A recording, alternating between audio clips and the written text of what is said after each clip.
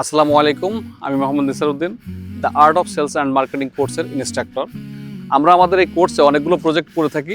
আজকে তার মধ্যে ব্যাটল অফ কাপ নামে একটা প্রজেক্ট শুরু করেছি। আমাদের এই প্রজেক্টের মূল উদ্দেশ্য ছাত্রদের ভিতরে জড়তা দূর করা, নিজের কনফিডেন্স তৈরি করা, মানুষের মন বোঝা, রিজেকশন ফেস করা এবং রিজেকশন ফেস করে সেলসে কনভার্ট করা। চলেন আমরা দেখি আজকে আমাদের স্টুডেন্টরা কে কতটুকু শিখতে পারছে, কিভাবে সেল করছে। আমরা এখন আছি রামপুরা ব্রিজের দক্ষিণ সাইডে। আমাদের একজন স্টুডেন্ট যে কিনা মার্কেটে আছেন, যেটা বিক্রি করতে এসছে মাঠা, তার সাথে এখন কথা বলবেন ইনশাআল্লাহ। আজকে সারাদিনে কি শিখছেন আপনি এখান থেকে? আজকে সারাদিনে আমরা যেটা শিখছি সেটা হচ্ছে যে মানুষ যদি রাস্তায় নামে তাহলে তার দ্বারা সম্ভব, রাস্তায় নামতেই হবে, এছাড়া সম্ভব না আর কি। ওকে, আর আজকে মোট কতজনকে অ্যাপ্রোচ করছেন? আজকে 100 জনের উপরে আমি অ্যাপ্রোচ করেছি আর কি। কতজন আপনাকে রিজেক্ট করছে? 90 জনের মতো রিজেক্ট আমাকে করছে। এই রিজেকশন থেকে আপনি কি শিখছেন এবং কতজনকে কনভার্ট করতে পারছেন সেলসে?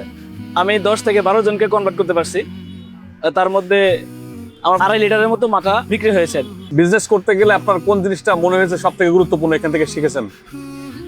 কমিউনিকেশন সবচেয়ে গুরুত্বপূর্ণ আর কি, মানুষকে অ্যাপ্রোচ করতে পারা, এটাই সবচেয়ে গুরুত্বপূর্ণ মনে হচ্ছে। সেলস করতে গেলে যে জড়তাটা কাজ করে সেটা কি আপনার ভিতরে এখন আর আছে? স্যার এক সপ্তাহে আমি যেটা বুঝতে পারছি আমার অনেকটাই উন্নতি হয়েছে। যে আমি শুরুতে রাস্তা থেকে বসতে পারতাম না, মাস্ক ব্যবহার করতাম আর কি, যেন মানুষ দেখে বুঝতে না পারে যে আমি বিক্রি করতেছি।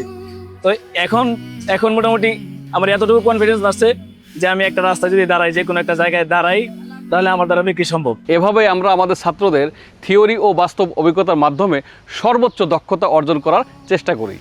ব্যবসার হাতে খড়ি প্র্যাকটিক্যাল সেলস আর মার্কেটিং শিখতে দ্য আর্ট অফ সেলস আর মার্কেটিং কোর্সে যুক্ত হন।